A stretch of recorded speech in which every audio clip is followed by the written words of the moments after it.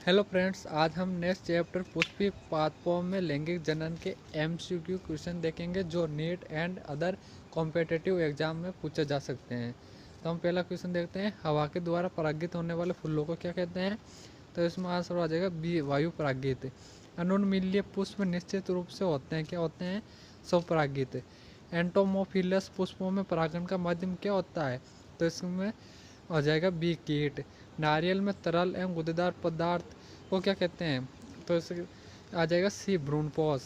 मनुष्य की प्राथमिक शुक्राणु कोशिकाओं में ऑटोसोम की संख्या कितनी होती है। तो इसमें आ जाएगा ए, 44। पुष्पीय पौधों में भ्रूणपोष में कितने गुणसूत्र होते हैं। तो इसमें आंसर आ जाएगा सी, 3n। युग्मक बनने की क्रिया को क्या कहते हैं। तो इसमें आ जाएगा बी, युग्मक जनन। हाइड्रिला हाइड्रिला में रंध्र कहाँ पाए जाते हैं। तो इसमें हो जाएगा डी, मतलब इनमें से कोई नहीं। परागण का बाह्य चोल बना होता है, किसका बना होता है बाह्य चोल, स्पोरेपोलेनिन। अनुन्मील्य परागित फूल होते हैं, क्या होते हैं, सब परागित। अंड समुच्चय बना होता है, किसका बना होता है। तो इसमें आ जाएगा अंड कोशिका और सहायक कोशिका। पानी द्वारा पर परागण को क्या कहते हैं। तो इसमें आंसर हो जाएगा बी, जल परागण। कायजमा किस अवस्था में बनता है। तो इसमें आंसर हो जाएगा सी, अर्धसूत्री कोशिका विभाजन में। निम्नलिखित में कौन सा परागण के वर्तिकान पर शुरू में परागण में मन करता है। तो इसमें हो जाएगा बी, कैल्शियम। परागण में मौजूद ऑक्सीजन किसकी वृद्धि में मदद करता है। तो इसमें आंसर हो जाएगा ए, परागनली एवं अंडाशय की।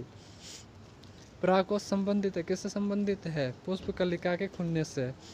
परागण का परागकोश से निर्माण एवं विभेदन को क्या कहते हैं। तो इसमें आंसर आ जाएगा बी, माइक्रो स्पेरोजेनेसिस। किसी डिथेकोस परागकोश में होता है, क्या होता है, for micro स्पोरोजिया, for micro स्पोरंजिया।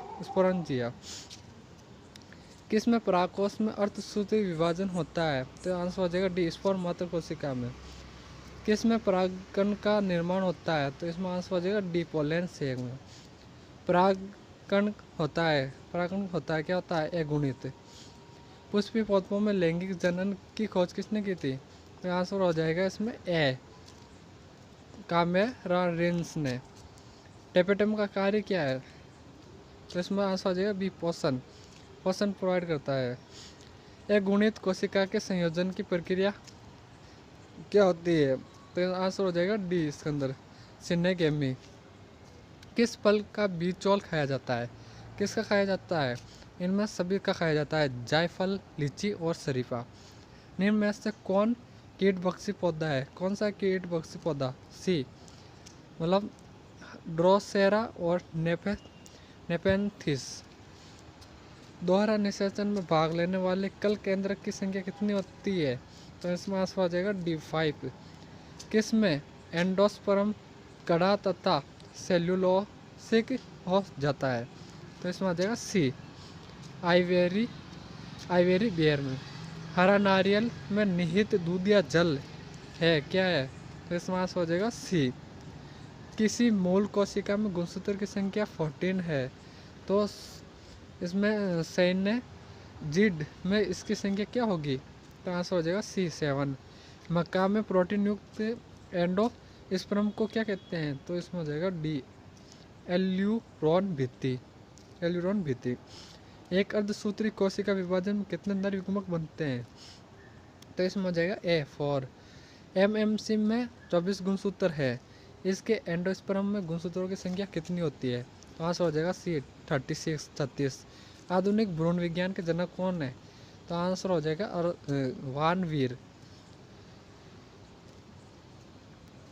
Endosperm द्वारा किससे पोषण दिया जाता है, एंडोस्पर्म द्वारा किससे पोषण दिया जाता है। तो आंसर हो जाएगा डी, भ्रूण को। आवृतबीजी में निषेचन होता है। तो इसमें हो जाएगा भ्रूणकोश में। निषेचन के बाद बीज आवरण किससे बनता है। तो इसमें आंसर आ जाएगा, निषेचन के बाद बीज आवरण किससे बनता है। तो आंसर हो जाएगा बी। और निम्नलिखित में कौन निषेचन के लिए आवश्यक है। तो इसमें हो जाएगा ovule, B answer. Embryo sac के प्रवेश करते समय प्रागनलिका में होते हैं, क्या होते हैं? 2 नर युग्मक। वोहेरा निषेचन में संयोजन होता है, तो आंसर हो जाएगा डी। एक नर युग्मक का एक के साथ तथा दूसरे नर युग्मक का द्वितीय केंद्रक के साथ। दोहरा निषेचन किसकी विशेषता है? तो इसमें आंसर हो जाएगा ए, द्विबीजपत्री एवं एक बीजपत्री, मतलब सभी आवर्तबीजी का। त्रिसंलयन है, तो इसमें आंसर हो जाएगा ए, एक नर युग्मक का 2 ध्रुव केंद्र के साथ एम्ब्रियो सेक में संलयन। बीज को लैंगिक जनन का उत्पाद कहा जाता है? क्योंकि यह क्या होते हैं? युग्मक के संयोजन से निर्मित होते हैं। आर्तबीजी में भ्रूणपोष होता है, तो क्या आंसर हो जाएगा इसके अंदर? सी, त्रिगुणित।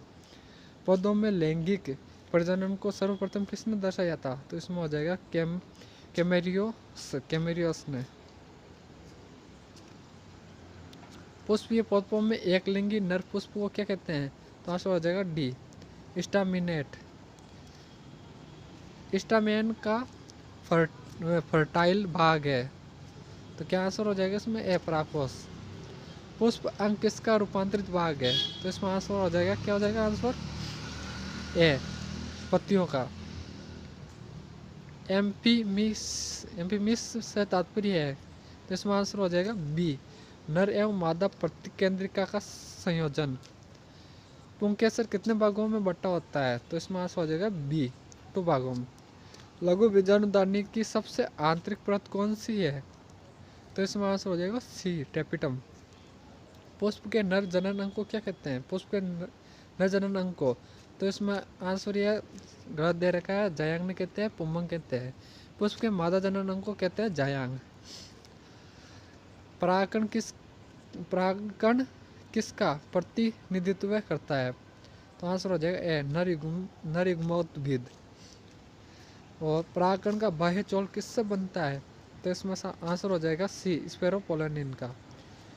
स्त्री केसर का भाग निम्न में से कौन सा है? तो इसमें आंसर हो जाएगा डी, इनमें से सभी यानी वर्तिकाग्र, वर्तिका और अंडाशय। स्वपरागण को निम्न में से कौन सा पादप रोकता है? स्वपरागण को, तो इसमें आंसर हो जाएगा ए, अरंड, मतलब अरंडी। युग्मक संलयन पूर्ण होने पर क्या होता है? तो इसमें हो जाएगा ए, युग्मनज की रचना होती है। एक भ्रूणपुटी में 2 प्रकार के संलयन युग्मनज संलयन तथा त्रिसंलयन स्थान लेते हैं। इस प्रक्रिया को क्या कहेंगे? तो इसमें हो जाएगा दोहरा निषेचन बोलेंगे इसे। इनमें से आभासी फल कौन सा है? तो इसमें हो जाएगा, मतलब उपरोक्त तीनों ही है, स्ट्रॉबेरी, अखरोट और सेब। बिना निषेचन के ही बीज पैदा करने की प्रक्रिया को क्या कहते हैं? तो इसमें आंसर हो जाएगा ए, असंग जनन। कीटों द्वारा परागण को क्या कहते हैं? तो इसमें आंसर हो जाएगा बी, एंटोमोफिली। एक पुष्प पादप में नर जनन अंग इकाई को क्या कहेंगे? तो आंसर हो जाएगा ए, पुंकेसर। एक पुष्पीय पौधे में मादा जनन अंग की इकाई को क्या बोलेंगे? इसमें हो जाएगा स्त्री केसर, इसे स्त्री कैसे बोलेंगे। परागण के बाह्य चोल में सुस्पष्ट द्वारक या रंध्र को क्या कहते हैं? आंसर हो जाएगा सी, जनन छिद्र। जब एक परागकोश अपरिपक्व होता है तब घने सुसंबद्ध सजातीय कोशिका का समूह होता है, जिसे क्या कहते हैं? आंसर हो जाएगा ए, बीजाणु जनन उत्तक। परागकोश एक 4 कोशिकीय संरचना है। परागकोश एक 4 कोशिकीय संरचना है जिसमें 4 कोनों पर क्या समाहित होती है? तो आंसर हो जाएगा ए, लघु बीजाणुदानी। निम्नलिखित में जलीय घास कौन सी है? तो आंसर हो जाएगा सी, जोस्टेरा। निम्नलिखित में से कौन सा नर पुष्प का भाग है? तो इसमें आंसर हो जाएगा बी, पुमंग।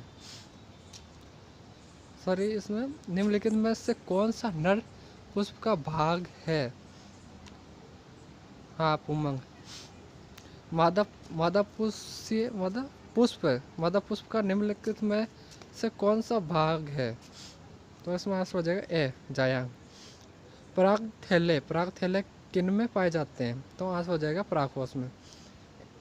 एनाटोपस बीजांड होता है, तो इसका आंसर हो जाएगा बी उल्टा। कुछ पुष्पों के परागकोश एवं वर्तिकान के बीच कुछ प्राकृतिक रोग होते हैं जिनके कारण परागण मुश्किल से होता है या तो होता ही नहीं है, उन्हें क्या बोलेंगे? आंसर हो जाएगा सी हेरकोगेमी। भ्रूणपोष की उत्पत्ति किससे होती है? तो आंसर हो जाएगा इसमें डी गुरु बीजाणु से। माइक्रोस्पोरेजिया की आंतरिक भित्ति जो पोषक होती है उससे क्या कहते हैं? तो आंसर हो जाएगा सी टेपिटम। सेमेल में किसके द्वारा परागण होता है? तो आंसर हो जाएगा ए चमगादड़ के द्वारा। इनमें से द्विगुणित है, तो आंसर हो जाएगा सी द्वितीय केंद्र की। पोरोगेमी में परागनलिका किससे होकर भ्रूणपोष तक पहुंचती है? तो इसमें आंसर क्या हो जाएगा? सी माइक्रोपाइलोमा। आवृतबीजी पादप में बीज के निर्माण के समय द्वितीय केंद्रक परिवर्तित हो जाता है, तो इसे क्या बोलते हैं? तो भ्रूणपोष में होता है ऐसा। फ्रेंड्स, आपको ये वीडियो अच्छा लगा हो तो चैनल को सब्सक्राइब करें और नेक्स्ट चैप्टर के MCQ क्वेश्चन पाने के लिए चैनल को सब्सक्राइब करो, और अदर इन्फॉर्मेशन पाने के लिए भी आप चैनल को सब्सक्राइब करें। Thank you so much watching for this video, और कोई डाउट हो तो कमेंट करके ज़रूर बताएं। Thank you so much.